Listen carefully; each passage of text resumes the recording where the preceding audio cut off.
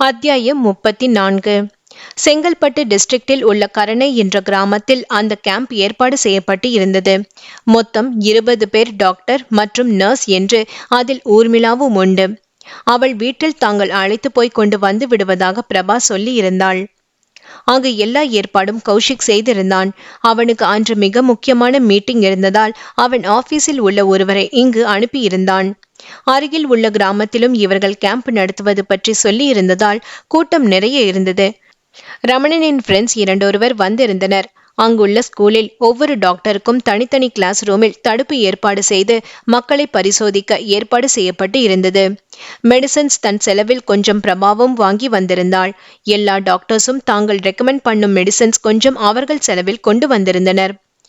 7 மணியில் இருந்து ஓய்வு இல்லாமல் எல்லாருக்கும் வேலை இருந்தது. மதியம் லஞ்ச் எல்லாருக்கும் சென்னையில் இருந்த கௌஷிக் ஏற்பாடு பண்ணி இருந்தான். பிரபல கேட்டரிங்கில் இருந்து அவர்களை கொண்டு வந்து சர்வ் பண்ணிவிட்டு சென்றனர். எல்லாம் சரியாக நடக்கிறதா, வேறு எதுவும் தேவையா என்று கௌஷிக் அனுப்பிய மேனேஜர் விசாரித்து கொண்டே இருந்தார். அன்று நடத்திய கேம்பில் 500க்கும் மேற்பட்ட மக்கள் பயனடைந்தனர். ஈவினிங் 8 மணி வரை நடந்தது. அதன் பிறகு எல்லோரும் கிளம்பினர். பிரசிடென்ட்டும் சில முக்கியமானவர்களும் எல்லோருக்கும் நன்றி கூறினர். மற்றவர்கள் தாங்கள் வந்த வண்டியில் கிளம்பிவிட பிரபாவும் ஊர்மிளாவும் வேணுவின் வண்டியில் கிளம்பினர். முதலிலேயே பிரபாவிடம் நீயும் ஊர்மிளாவும் எப்படி போவீங்க என்று கேட்டார். நாங்க வேணு அண்ணா வண்டியில போய் விடுவோம் என்று பிரபா சொல்லிவிட்டாள். ரமணனுக்கு மனது கஷ்டமாய் இருந்தாலும் எதற்கோ தன்னை அவாய்ட் பண்ணுபவளை கெஞ்ச மனது இடம் கொடுக்கவில்லை. ஓகே, நீங்க கிளம்புங்க, நான் அந்த மேனேஜரிடம் சொல்லிவிட்டு கிளம்புகிறேன் என்று வேணுவிடம் சொல்லிவிட்டு பிரபாவின் அருகில் வந்து அவள் கண்களை கூர்மையாக நோக்கினார். அந்த பார்வையின் வீச்சை தாங்க முடியாமல் வேறு புறம் முகம் திருப்பியவளை தேங்க்ஸ் என்ற ரமணன் குரல் அவர் புறம் திரும்ப வைத்தது. எதுக்கு என்று அவள் கேட்க, இத்தனை நாள் நான் மறந்து போயிருந்ததை திரும்பவும் செய்ய வைத்ததற்கு. நீ வரலனா நான் இந்த மாதிரி ஒரு கேம்ப்ல கலந்து கொண்டிருக்க மாட்டேன். அந்த மக்கள் செலுத்திய நன்றி எல்லாம் உனக்கு உரியதுதான் என்றார். புன்னகையுடன் தலையசைத்து அவரிடம் விடை பெற்றவள் காரில் ஊர்மிளாவோடு ஏறினாள். வேணுவின் கார் கிளம்பியதும் கௌஷிக்கின் மேனேஜரிடம் சொல்லிவிட்டு டிரைவரிடம் தன் காரை எடுக்க சொன்னார்.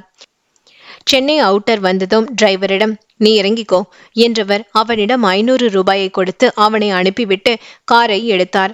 எடுத்தவர் கொஞ்ச தூரம் சென்றதும் வேணுவின் ஹாஸ்பிட்டலுக்கு போன் செய்து பிரபாவின் வீட்டு அட்ரஸ் வாங்கி கொண்டு அந்த அட்ரஸை நோக்கி காரை செலுத்தினார். அங்கு சென்று பார்த்தால் அது ஒரு அபார்ட்மெண்ட். காரை மற்றொரு சந்துக்குள் நிறுத்திவிட்டு இறங்கி நடந்து வந்து அந்த அபார்ட்மெண்ட்டின் எதிர்ப்புறம் இருந்த ஒரு சிறிய ஐஸ்கிரீம், கூல்ட்ரிங்க்ஸ் மற்றும் காஃபி பார்லரில் நுழைந்து தனக்கு ஒரு காஃபி சற்று நேரம் கழித்து என்று ஆர்டர் செய்துவிட்டு காத்திருந்தார். அவர் எதிர்பார்த்தபடியே வேணுவின் கார் அபார்ட்மெண்ட் வாசலில் வந்து நின்றது. அது நிற்கவும் அபார்ட்மெண்ட் சைடு கேட் வழியாக ஒரு வாலிபன் வந்து கதவை திறக்கவும் சரியாக இருந்தது. பிரபா இறங்கியதும் அந்த வாலிபன் வேணுவின் புறம் குனிந்து ஏதோ சொல்வது தெரிந்தது. அடுத்த நிமிடம் வேணுவின் கார் கிளம்பிவிட்டது. அதுவரை கார் மறைந்திருந்ததால் அந்த வாலிபனை சரியாக பார்க்க முடியவில்லை. கார் கிளம்பியதும் ஸ்ட்ரீட் லைட் வெளிச்சமும் அபார்ட்மெண்ட் வெளிச்சமும் இப்போது இருவர் மேலும் விழுந்தது. அது பிரபாவின் மகன் என்று யூகித்திருந்தார். அவன் அம்மாவின் தோளை அணைத்து ஏதோ சொல்வதும் அதற்கு அவள் சிரிப்பதும் தெரிந்தது. உள்ளே நுழைந்ததும் அந்த சின்ன கேட்டை மூடுவதற்கு அவன் திரும்பினான். அப்போது அவன் முகத்தில் நன்கு வெளிச்சம் விழுந்து அவன் முகம் தெளிவாக தெரிந்தது.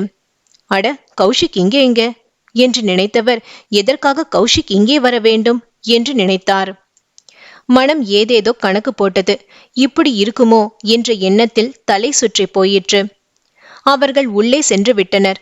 திடீரென்று நினைவு வந்தவராக மகனுக்கு அழைத்தார். கௌஷிக், இப்ப நீ எங்க இருக்க என்றவருக்கு, நம்ம வீட்டில்தான்ப்பா என்றான். அப்படியா? அப்ப எனக்கு ஒரு உதவி செய். அம்மா போன் எனக்கு ரீச் ஆகல. உன் போனை அம்மா கிட்ட கொண்டு போய் கொடு, லைன் கட் பண்ணிராத என்றார். அவன் அதே மாதிரி கொண்டு போய், ஆமா அப்பா லைன்ல. என்ன விஷயம் என்று பாமா கேட்பது, தெரியலம்மா, பேசிட்டு கொடுங்க, நான் ஹால்ல இருக்கேன் என்று சொல்வது தெளிவாய் கேட்டது. அப்ப கௌஷிக் வீட்டில்தான் இருக்கிறான். அப்ப இது யார்? அவருக்கு மண்டை வெடித்து விடும் போல இருந்தது. அதற்குள் லைனில் பாமா, என்னங்க, எதுக்கு கூப்பிட்டீங்க என்று கேட்டாள். ஒண்ணுமில்ல, என் சூட்கேஸ் கொஞ்சம் ட்ரெஸ் பேக் பண்ணி வை, நான் அவசரமா வெளியூர் கிளம்புறேன் என்று கூறிவிட்டு போனை வைத்தார். ஏற்கனவே பிரபாவை பார்த்ததில் இருந்தே ஒரு உறுத்தலான மனநிலையில் இருந்தவர் இப்போது, கடவுளே, இந்த உண்மை நான் தெரிந்து கொள்ளும் வரை என்னை காப்பாற்று என்று வேண்டத்தான் முடிந்தது. அதற்குள் காஃபி வரவே, இப்போது இருந்த மனநிலையில் அது தேவையாய் இருக்கவே அதை குடித்துவிட்டு தன் வீட்டுக்கு கிளம்பினார். கண்டிப்பாய் வேணுவுக்கு இதில் ஏதோ தெரிந்திருக்கிறது என்பதை புரிந்து கொண்டார். மறுநாள் காலையில் எழுந்ததும் சில நண்பர்களுக்கு போன் செய்து, டாக்டர் ரேவதி இப்ப எங்க இருக்காங்கன்னு தெரியுமா என்று விசாரித்ததற்கு பதில் கிடைக்கவில்லை. எதற்கும் இருக்கட்டும் என்று ரேவதி வேலை செய்த ஹாஸ்பிட்டலுக்கு சென்றார். அங்கு அந்த ஹாஸ்பிட்டல் ஓனராக அப்போது வேறு ஒருவர் இருந்தார். அவருடைய தந்தை ஒரு டாக்டர். அவர் காலத்தில் தான் ரேவதி அங்கு வேலை பார்த்தது. எனவே அவர் அப்பாவிடம் கேட்டு சொல்வதாக கூறினார். அவர் மூலம் அவள் எங்கே என்று விசாரித்து விடலாம் என்ற நம்பிக்கையில் அன்று ஹாஸ்பிட்டல் கூட போகாமல் வீட்டுக்கு வந்து விட்டார். அன்று காலையில் இருந்தே சந்திரனுக்கு உடல்நிலை ஒரு மாதிரி இருந்தது. ஆனால் அதை சொன்னால் வீட்டில் பயந்து விடுவார்கள் என்று சொல்லாமல் ஆபீஸ் சென்று விட்டார். சுபாவும் கிளம்பி ஆபீஸ் வந்து விட்டாள். அவளுக்கு இப்போது கௌஷிக் ரூமிலேதான் வேலை என்பதால் அதிக எரிச்சலாய் இருந்தது. அவன் பார்வை வட்டத்தை விட்டு வெளியே செல்ல முடியாமல் தவித்து கொண்டு இருந்தாள். கௌஷிக் நேற்று நடந்த கேம்ப் பற்றி அங்கு சென்றிருந்த மேனேஜரிடம் விசாரித்து கொண்டே அவளை சைடில் ஒரு பார்வை பார்த்த வண்ணம் இருந்தான். அவளுக்கு அவன் மேல் அப்படி ஒரு கோபம். அந்த கோபம் எப்போது வெடித்து சிதறுமோ என்று தன்னை குறித்தே அவளுக்கு அச்சமாய் இருந்தது. நாம் கோபத்தில் ஏதாவது சொல்ல போக அது அத்தனையும் தனக்கே வில்லங்கமாய் முடிவதைக் கண்டு கோபப்படவும் அவளுக்கு யோசனையாய் இருந்தது. ச்ச, இவனை பார்த்த முதலா பெரிய ரோதனையா போச்சு என்று மனதுக்குள் தாளித்தவள் அவன் தன்னை பார்ப்பதைக் கண்டு, பெரிய இவ மாதிரி பாப்பத பார் என்று வாய்க்குள் முனகிக் கொண்டு முகத்தை திருப்பிக் கொண்டாள். அவனுக்கு ஒரு பக்கம் வேடிக்கையாகவும் மறுபக்கம் சிரிப்பாகவும் இருந்தது. எப்படியாகிலும் நீ என்னுடன் தான் இருக்க வேண்டும், பாப்போமே நீயா நானா என்று நினைத்து கொண்டு புன்முறுவல் பூத்தவன் அந்த மேனேஜரை அனுப்பிவிட்டு அவள் புறம் வந்தான். நான் கையால் செய்யற வேலைதான் உனக்கு கொடுத்ததான் ஞாபகம். ஆனா நீ வாயால தலையால எல்லாம் வேலை செய்றியே, ஏன் என்று குறும்பாய் வினவியவனிடம் பதில் சொல்ல முடியாமல் அவனை முறைத்தாள். ஐயோ, பயமா இருக்கே. ஏற்கனவே உனக்கு கண்ணு பெருசு. அதுல மூழ்கிட்டு இன்னும் வெளியே வர முடியாம நானே தத்தளிச்சுட்டு இருக்கேன். இன்னும் ஏன் அந்த கண்ணை பெருசாக்கி உள்ள இருக்கிற என்ன அவஸ்தப்படுத்துற என்று சரசமாய் வினவியவனை, நீங்க ஏன் கண்ணுக்குள்ள இருக்கீங்களா? அதெல்லாம் இல்ல என்று தீவிரமாய் மறுத்தாள். அவள் மேஜையின் முன்புறம் வந்து இரு கைகளையும் பக்கவாட்டில் ஊன்றி அவள் முகத்துக்கு நேரே குனிந்து, இப்ப கூட உன் மொட்டை கண்ணுல என் உருவம் தெரியுதே, அதே மாதிரி என் கண்ணில் உன் உருவம் தெரியுதா என்று கேட்க, என் கண்ணு முட்டை கண்ணா என்று அவள் சண்டைக்கு வர, ஆமா உன் கண்ணு முட்டை கண்ணுதான். போய் வேணா என்னோட பாத்ரூம்ல ஒரு கண்ணாடி இருக்கு, அதுல போய் உன் முகத்தை பார், அதில் உன் கண்ணுல ஏன் உருவம் தெரியும் என்றான் நமட்டு சிரிப்புடன். அப்போதுதான் அவன் தன்னை முட்டாளாக்குவது புரிந்து, பேசாம போங்க, எனக்கு வேலை இருக்கு என்று கூறிவிட்டு கம்ப்யூட்டரில் கவனத்தை பதித்தாள். 1,00,000 வரை ஆயிருக்கும். ஆனா ரொம்ப நல்ல விஷயம் கௌஷிக், உண்மையிலேயே நீ அந்த டாக்டர் மேமுக்கு நன்றி சொல்லணும் என்றான். ஷூர் என்றவன், நாம ட்ரஸ்ட் பேர்ல இதை பண்ணலாம். ட்ரஸ்ட் என்கிறதால உதவி செய்யறவங்க கிட்டையும் நாம உதவி வாங்கிக்கலாம். பாப்போம், தொடர்ந்து பெர்மனண்டா பண்ண முடியுமான்னு நாம யோசிக்கலாம் என்றவன் அடுத்த விஷயத்துக்கு தாவினான். கௌஷிக்கும் அரசுவும் சாப்பிட ஆரம்பிக்கவே, நான் லதா கூட சாப்பிட்டு உடனே வந்துடுறேன் என்று சொல்லிவிட்டு பதிலை எதிர்பாராது வெளியே சென்று விட்டாள். டேய், நீ அவங்கள ரொம்ப தான் படுத்துற என்று சொன்ன அரசுவுக்கு, என்ன பண்ணினாலும் பதில் சொல்ல மாட்டேங்கிறாளே, இவகிட்ட சம்மதம் வாங்கறதுக்குள்ள எனக்கு பாதி வயசாகிடும்னு நினைக்கிறேன் என்றவன் சிரித்து கொண்டே சாப்பிட ஆரம்பித்தான். என்ன இன்னைக்கு சாப்பிட வந்துட்ட என்று கேட்ட லதாவிடம், இன்னைக்கு என்னவோ மாஸ் கொஞ்சம் மலையிறங்கி இருந்தாப்புல இருந்தது, அதான் வந்துட்டேன். ஆனாலும் மலையேறி மகாதேவனோட லொல்லு தாங்க முடியல லதா. சாப்பிட்டு முடிச்ச அடுத்த நிமிஷம் பிரசன்னமாகிடுறேன் சார் என்று சொல்லிவிட்டு வந்திருக்கேன். அடுத்த மலையேறுவதற்குள் நான் போக வேண்டும் என்று சொல்லிவிட்டு சிரிக்காமல் சாப்பிட்டவளை பார்த்து லதாவுக்கு சிரிப்பு தாழ முடியவில்லை. 2 நாளா நீ இல்லாம லஞ்ச் டைம் ரொம்ப போரடி, அங்க இந்த மாதிரி பேச முடியுமா உன்னால என்று லதா கேட்க, லதாக்கா உங்களுக்கு ஏன் இந்த கொலவெறி?